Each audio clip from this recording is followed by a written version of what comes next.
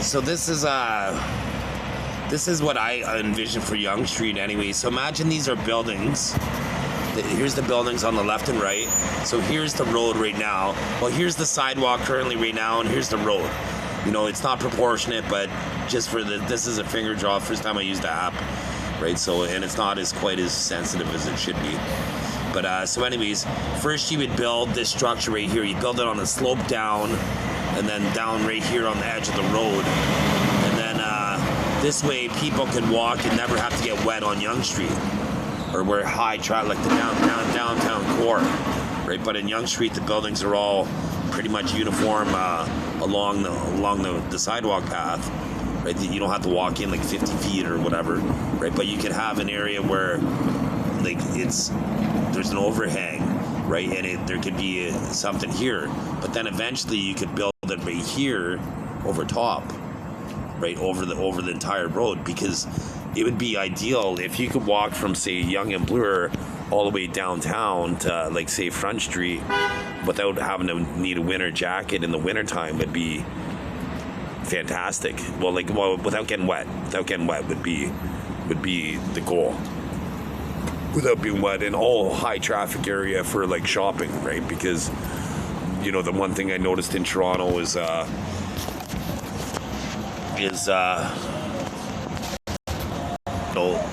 lot of people with shopping bags, they're getting soaking wet because you know, like, you have to walk a block to get to the subway station or the metro, right? So they have several bags. Like, if you have 3 bags in your hand and you can't even wipe the wetness off your face, right? And so it just keep the, you know, because it'd be sloped, so that would mean that the rain would come and it would automatically be diverted however the city wanted to. They could even start collecting rainwater as an environmental solution for Toronto, right? And repurposing it for you know, say, the city machines or city potable water. And I guess from a style perspective, there should be a massive solar still in Ontario, an artistic kind of sculpture one, where rainwater flows in and then it can be purified into like, then it would evaporate and then condensate back into drinking water. So, like, the rainwater fills up a reservoir, and then you know how it kind of have like a greenhouse effect, and then it evaporates inside the reservoir, and then it condensates due to the slope of the roof or the structure, and then it drops into a drinkable cup, like where you'd be able to press the button and, like, a water fountain, right? So you can make a natural water fountain. And but there should be, just in a worst case scenario in Toronto, there should be solar stills all over the place where, you know, at least 100 people could drink per day. More than that, ideally, like per hour, I guess, would be great for a big city, right? But if you could, solar stills, if you can make it so in the summertime, you know, 300,000 people could drink water there, like, you're saving lives at that point, because there's only so many bottles that, in an event of an emergency, that you can buy from the store. But anyways, I kind of digress. But so there should be a combination of art and when style meets function, there's nothing more beautiful than that, right? Like, an example is iPhones, right? Like, they always have, like, firstly, I'm an Android lover, but iPhones, they always have something that makes me want to buy an iPhone, right? There's just I'm gonna have to eventually buy, like, have both, right? The Android, and because I do love the open source aspect of Android, and but I do love the creativity element of Apple products, right? Like, they have GarageBand on for MacBooks, and just some of the apps they have, the new camera that they have, that you can take the cat or the background people out of your picture. That's fantastic, right? Like, it's pretty awesome.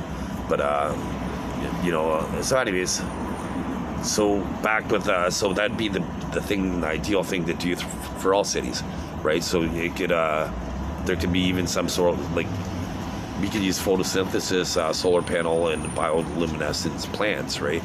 We can make plants like a floral design that's a solar panel, basically, right? Why not make it look like we need trees to breathe, right? So why not also use them to create electricity? Because, like, that's kind of what they do with their photosynthesis, is they create the electrical signal for life, right? So it's being able to amplify a tree basically to make it so we can make power, electricity.